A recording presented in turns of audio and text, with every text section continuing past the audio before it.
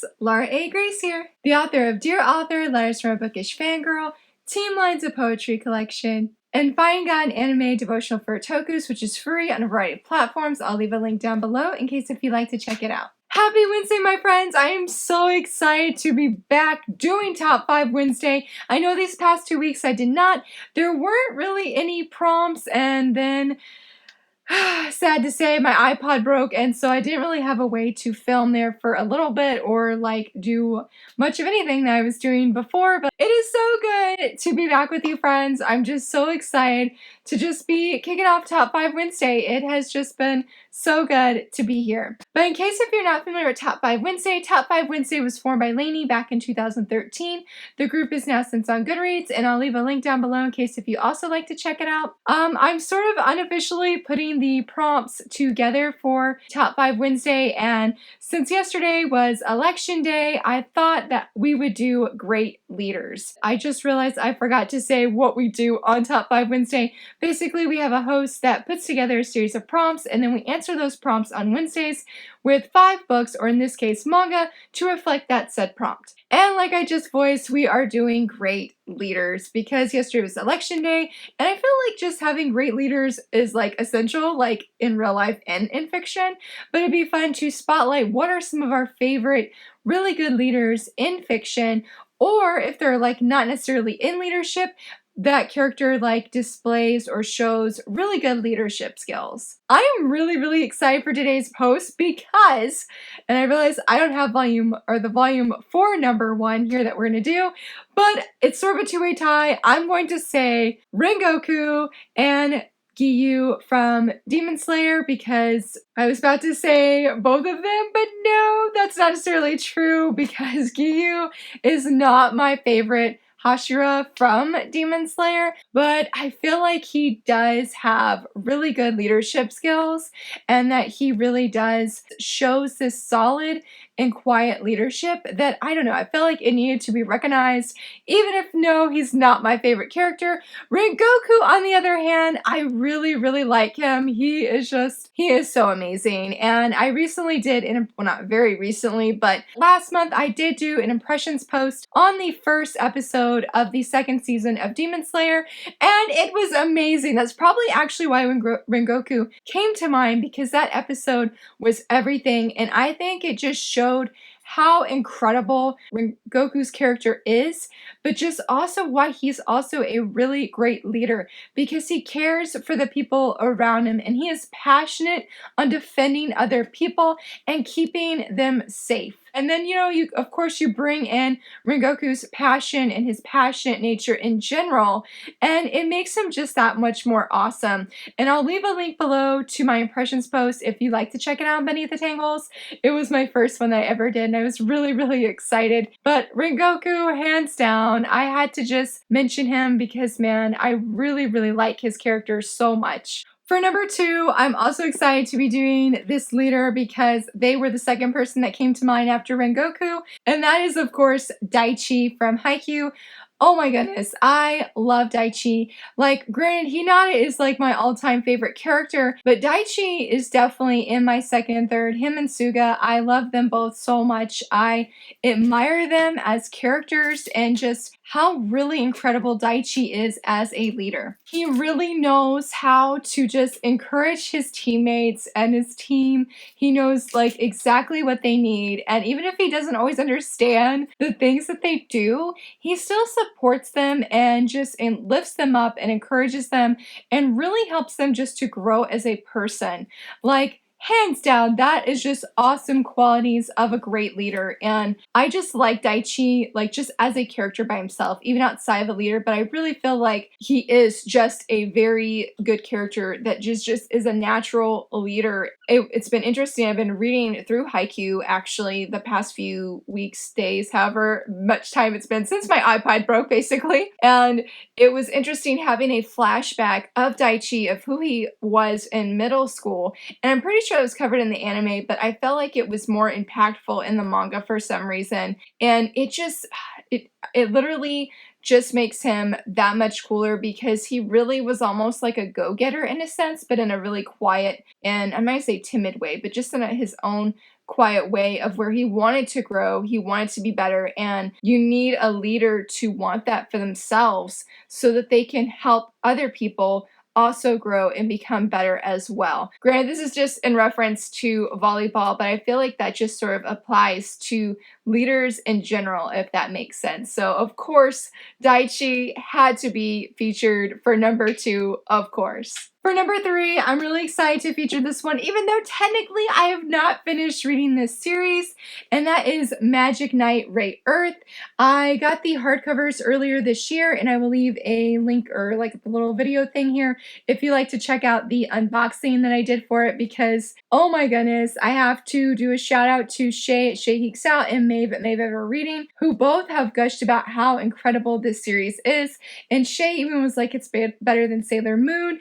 Guys, she's so right. I love our main girl, Hikaru, and even though, I guess saying that, she's sort of like not the main character, but I do feel like she is the leader out of the 3 girls. I love her. I mean, like, fire is like her power, so to speak, and it fits her passion and who she is so well. She's similar to Daichi in that she really knows how to encourage these other girls, and she really knows just how to step it up. Even if she's not exactly sure what's going to happen or how things are going to go down, she's not afraid to use her new like power and abilities to help protect her friends and just help those around her. She has, I think, a very strong sense of justice and wanting good to overcome evil in this story of what I've read so far. I am so excited to see where this series goes, because originally I read like half of the first omnibus that's published by Dark Horse,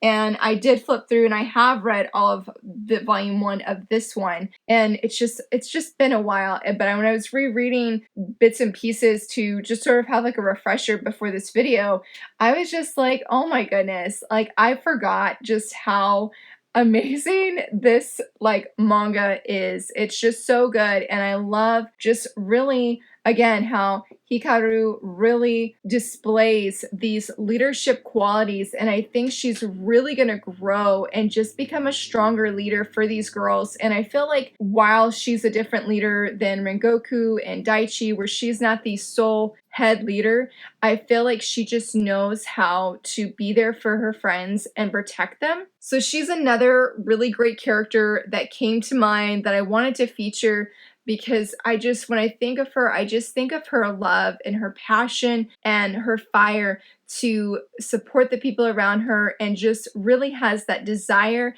and that fierceness to learn so that she can be this leader who defends and protects, because that is another quality of an epic leader for sure. For number 4, this is a manga I have not actually read, but I definitely think it fits, and that is Yonah from Yonah of the Dawn. I really just need Viz Media to reprint or at least restock the 2nd volume so I can finally get started on Yonah. I'm like really nervous to actually start reading it, knowing that there are quite a few volumes that are extremely hard to find right now during like all this manga stuff that's going on.